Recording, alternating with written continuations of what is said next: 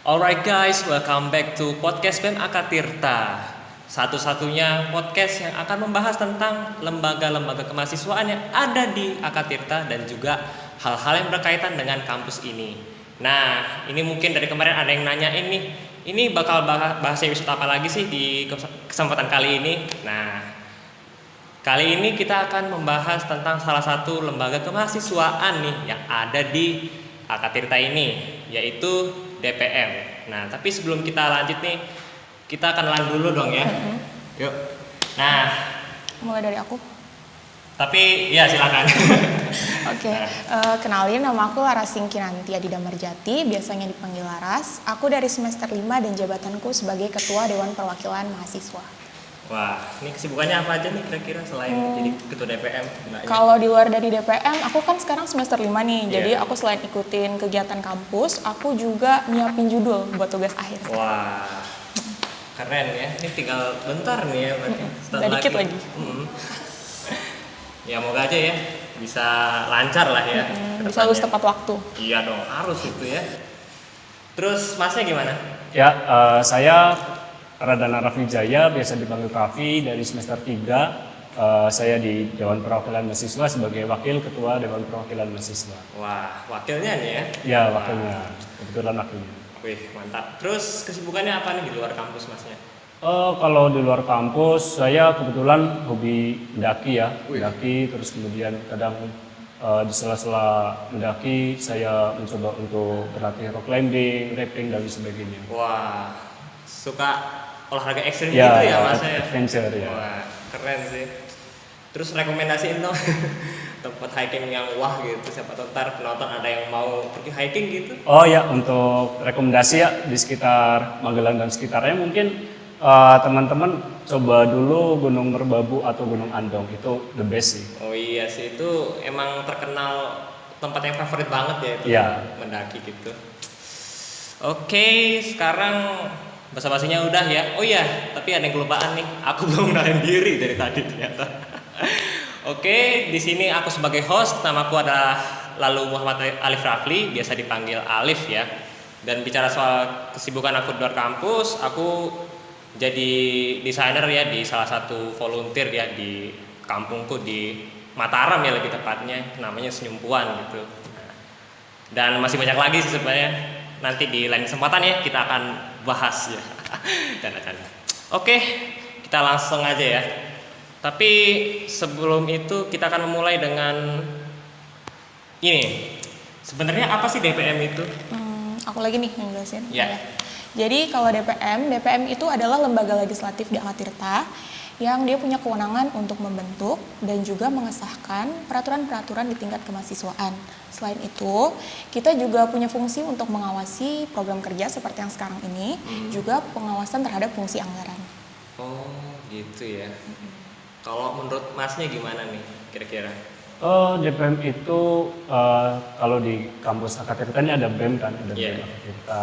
Itu untuk eksekutifnya. Kalau kita DPM itu legislatifnya. Legislatifnya Jadi gitu. yang seperti disampaikan oleh Kak Laras, betul kita mengawasi kegiatan khususnya lembaga kemahasiswaan, terus kemudian nantinya untuk ada fungsi aspirasi, kita menyerap aspirasi dari mahasiswa-mahasiswa, terus kemudian nanti kami salurkan ke LK-LK yang lain seperti itu. Oh gitu ya. Jadi selain itu bisa jadi tempat untuk menerima aspirasi gitu ya? Iya. Oh gitu ya.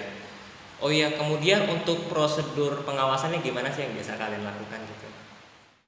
Untuk prosedur pengawasannya, pertama kita mengawasi sebelum kegiatannya. Jadi proposal ada alurnya, ada SOP-nya, kita mengawasi di situ, mengawasi administrasi. Bagaimana proposal tersebut sesuai dengan apa yang kita tentukan, dan Wakil Direktur 3 Bidang Kemahasiswaan yang menentukan juga. Terus kemudian setelah proposal sudah clear, baru kita masuk ke pengawasan di kegiatannya. Jadi pada saat kegiatan berlangsung, contoh kegiatan pertiwi kemarin, terus kemudian nantinya ada kegiatan dari Artapala, penanaman bibit pohon di Andong, Gunung Andong, itu kami akan terjun langsung ke lokasi, kami akan terjun langsung ke kegiatannya untuk memonitor untuk memantau kegiatannya berjalan dengan lancar atau tidak, sesuai dengan proposal atau tidak, seperti itu. Oh, gitu ya. Berarti intinya mengawasi aja gitu Iya. ya. Mengawasi gitu apakah sesuai proposal atau enggak gitu ya.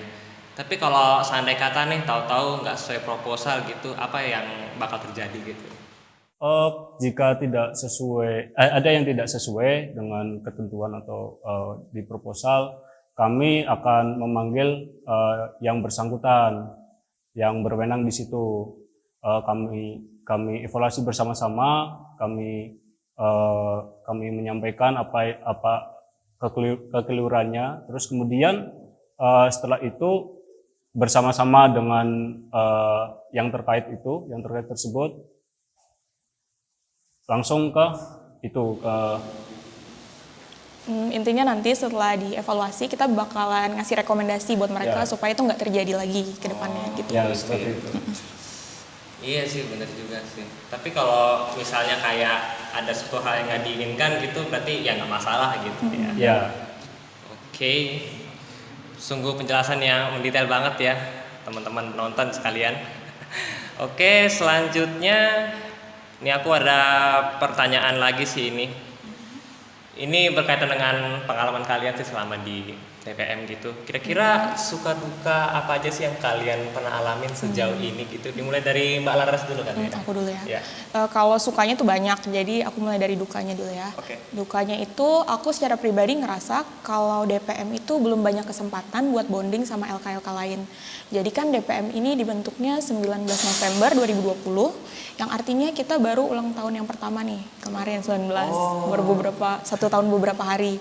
Nah itu jadi karena kita masih baru, terus juga karena ada corona, jadinya kita itu banyak kegiatan yang dilakukan online. Nah karena itu kita nggak banyak nih kesempatan buat ketemu tatap muka langsung sama teman-teman dari BEM, Artapala sama Kopma. Itu dukanya. Kalau sukanya, lagi secara pribadi aku ngerasa dengan ikut DPM ini aku mengupgrade diri aku sendiri. Jadi tuh awalnya aku orangnya nggak suka tampil di depan umum atau nggak suka juga bicara di depan orang banyak. Tapi karena aku ikut DPM, aku diberikan kesempatan buat bisa tampil depan umum, bicara di depan orang banyak, buat jadi orang yang lebih kritis, bisa memandang masalah dari berbagai sudut pandang kayak gitu.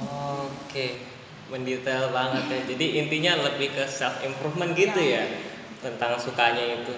Iya sih emang self improvement tuh wajib banget ya karena hidup ini udah dinamis ya. Jadi kita harus selalu adaptif gitu ya dengan segala perubahan yang ada gitu ya.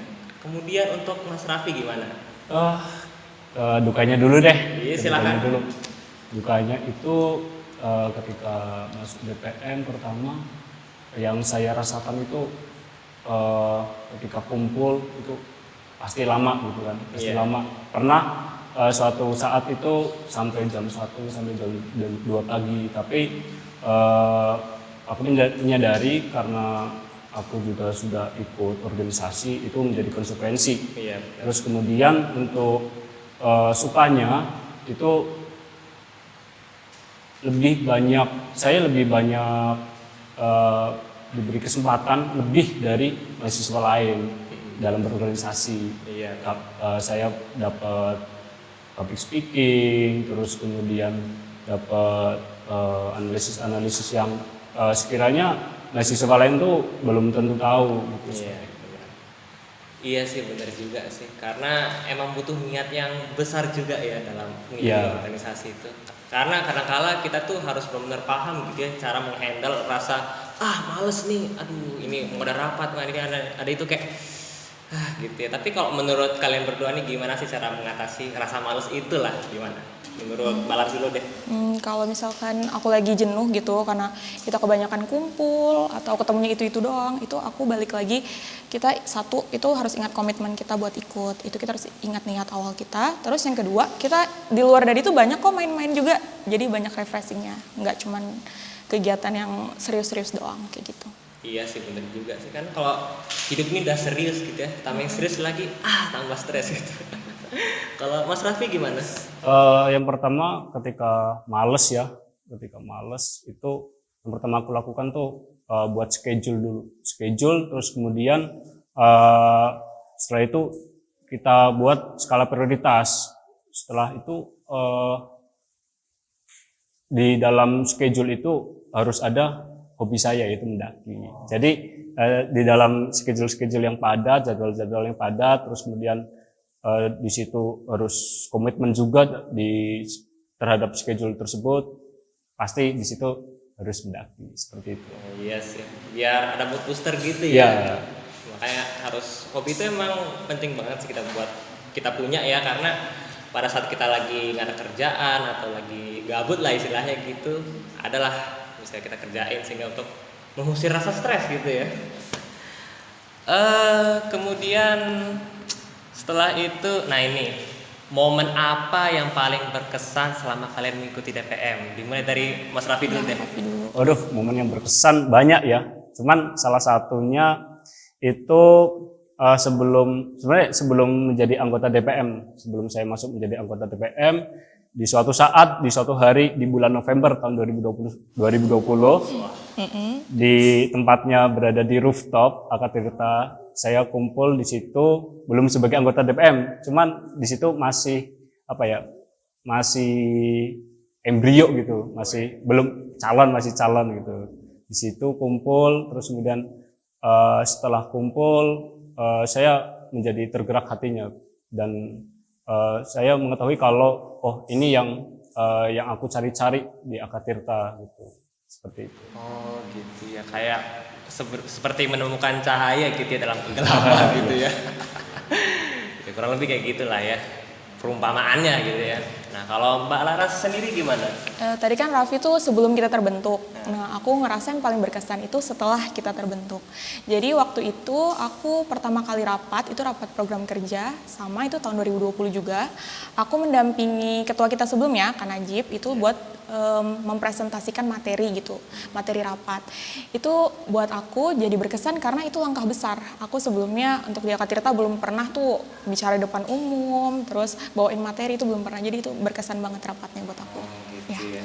Sekarang udah kelihatan banget ya hasilnya udah. Jadi belum masih banyak yang harus diperbaikin ya. Iya, belum sempurna. Bener, karena kita harus nggak pernah puas ya biar kita tetap bisa terus upgrade diri gitu ya. Tetap maju. Oke, siap. Oke, berhubung durasinya tinggal bentar nih ya. Jadi sebagai penutup nih ada kata-kata terakhir nih sebelum kita nutup video ini, dimulai dari Mbak Laras dulu. Biar Raffi yang ngasih kesimpulan, aku yang nutup, gimana? Oke, ya? Silakan. Ya, dengan hadirnya DPM hadir dengan fungsi legislatifnya untuk mewujudkan masyarakat kampus Akatirta, khususnya lembaga kemahasiswaan, demi tercapainya mahasiswa yang berkarakter, berintegritas, dan berwawasan luas. Aku tutup ya. Oke. Ya, buat teman-teman yang menonton, kalau ada yang pengen ditanyain soal DPM, mungkin bisa nanya ke kita via DM, Instagram kita di @dpm_akatirta, nanti bakal dibantu jawab sama admin-adminnya. Terus yang terakhir lagi, aku mau ngucapin makasih buat Raffi yang udah nemenin aku ngisi, buat Alif yang udah bawain podcastnya dengan baik, sama buat teman-teman dari BEM yang udah kerja keras buat podcast hari ini. Tepuk tangan buat kalian semua.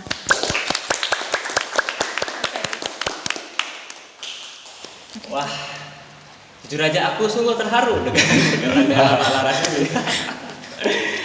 Iya, karena ini waktunya tinggal bentar nih ya. Jadi aku pengen ngucapin makasih banyak ya buat Mbak Laras dan juga Mas Raffi ya. Nah, oke, sekian dulu untuk episode kali ini dan sampai jumpa di episode selanjutnya, dan ditunggu aja kira-kira apa ya bakal kita bahas setelah ini. Eits, tunggu dulu. Nanti kalian bakal tahu sendiri. Dan podcast BEM Akatirta, podcastnya kampus tercinta. Oke, sampai jumpa.